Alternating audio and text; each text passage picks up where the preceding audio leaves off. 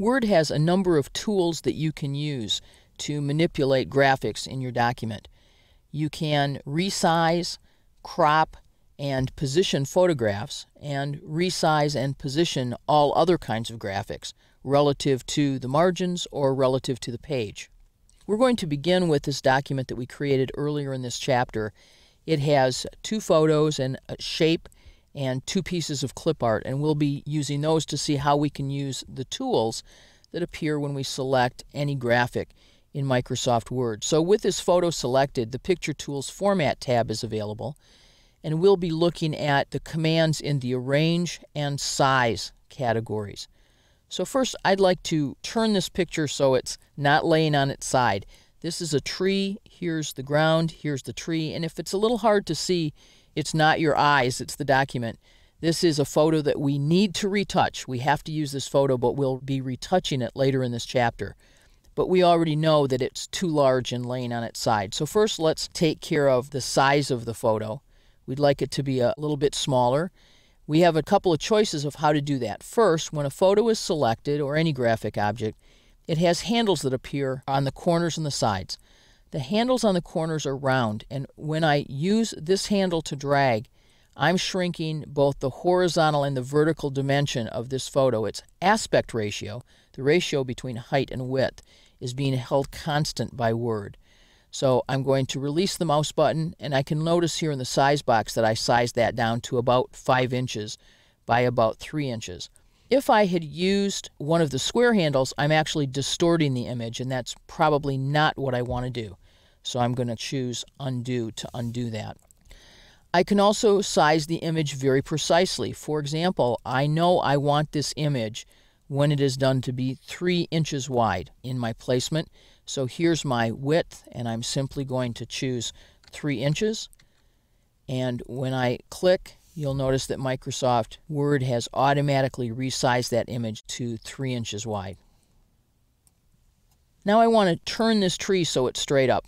With photographs, I'm likely to use this rotate tool that says rotate 90 degrees to the left or to the right, or flip this horizontally or vertically.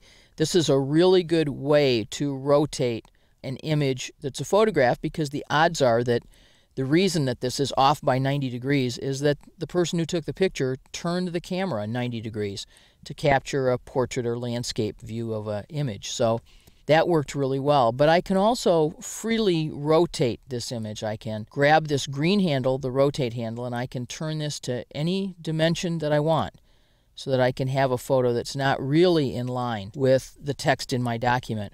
If, while I'm turning this handle, I hold the Shift button down, Word will rotate based on preset stops that occur every 15 degrees. So there's a stop at 180 degrees, there's a stop at 0 degrees, and Word will find those and will click to them if I hold the Shift key while I free rotate. Now this image is actually a little, not larger, but it has more content than I would like it to have. I'd like to get rid of a little of this extra space over here on the side, and even trim a little bit closer here. So I'm going to crop this image. Simply click the crop button, and each of the 8 handles around the image change to a crop handle, and I can slide this in to crop, and I can pick up a little space here. And notice that the remaining area of the image is turned semi-translucent so that you can see this is the image I'll have left at this point. And I like that, and I'm going to click out of the image to crop it. When I select the image again, I can get this back. If I choose crop again, the remainder of the image is still here right now. So I can recover it if I decide that I want to change my mind, or if I want to click undo. So our images are the right side, rotated to the correct orientation, cropped if we wanted to do that to the size that we want. The last thing we need to take care of here is how they're positioned in our document relative to the page.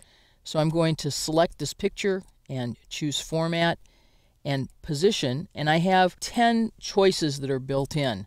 The first is to position it in relationship to the text in my document, so that this is an image that will be in line with the text. My other choices, though, are to position it relative to the page, and when I choose any of these options, for example, here on the right, I'm also making some choices about text wrapping, which we'll talk about in the next movie.